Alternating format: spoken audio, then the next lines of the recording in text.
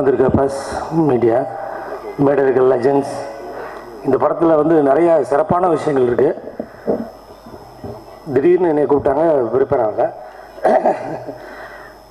இதில் வந்து சிறப்பு என்னென்னா, பாரதிராஜா சார் சொன்னேன், பாக்கியராஜ் சார் சொன்னேன், பாண்டியராஜ் சார் சொன்னேன், எல்லாம் வெட்டரன்ஸ் சினிமாவில். அவங்கள பார்த்தா எல்லோரும் சினிமாவுக்கு வந்தோம்.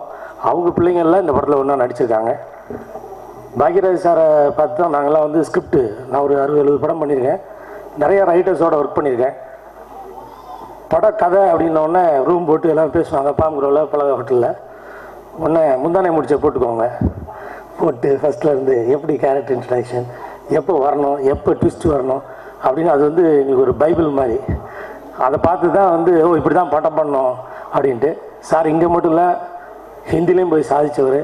அது மாதிரி அவங்க சார் ரொம்ப நல்லா டான்ஸ் ஆடுவாங்க, அது நம்ம எல்லோரும் தெரியும். ஆனால் அது சாந்தனு வந்து இப்போ ஒரு படம் பார்த்தேன், திரைக்கதை வசனமான பிரபுதேவா மாதிரி ஆடிட்டுருக்காரு. ரொம்ப சந்தோஷமாக இருந்துச்சு அது பார்த்த உடனே. சாந்தனு ஃபோன் பண்ணிச்சாலும் இதை நேரில் சொன்னால் தான் நல்லதுன்றதுனால சொல்கிறேன். அப்படி ஸ்டன் ஆகிட்டேன் அதை பார்த்துட்டு. அவ்வளோ பிரமாதமாக பண்ணியிருக்காரு, பிரமாதமாக நடிச்சிருக்காரு இந்த படத்தில். இது வந்து எங்கள் டைரக்டர் வாய்மை செந்தில்குமார், அவர் வந்து ஒரு மிகப்பெரிய இது பண்ணார் இதில். ஏன்னா எத்தனை ஆர்டிஸ்ட் தெரியுமா இதில்? ஒரு 10 ஆர்டிஸ்ட். அண்ணன் கவுண்டமணி அண்ணன், தியாகராஜன் சார், ஊர்வசி, இப்படி நிறையா ஆர்டிஸ்ட் அதில், ஏகப்பட்ட ஆர்டிஸ்ட் இதில். எல்லாரையும் வச்சு ஒரே ஒரு புது இயக்குனர் ஃபஸ்ட்டு வந்து அப்படி டீல் பண்ணுறது வந்து கஷ்டம். அத்தனை பேர் ஆர்டிஸ்டையும் நான் பக்கத்துலேயே வேறு பேரலாம் 2-3 படம் பண்ணிகிட்டு இருக்கேன். இந்த படம் பண்ணும்போது அங்கெல்லாம் 2 கேரவன் நிற்கும், இந்த படத்தில் வந்து 8 கேரவன் நிற்கும்.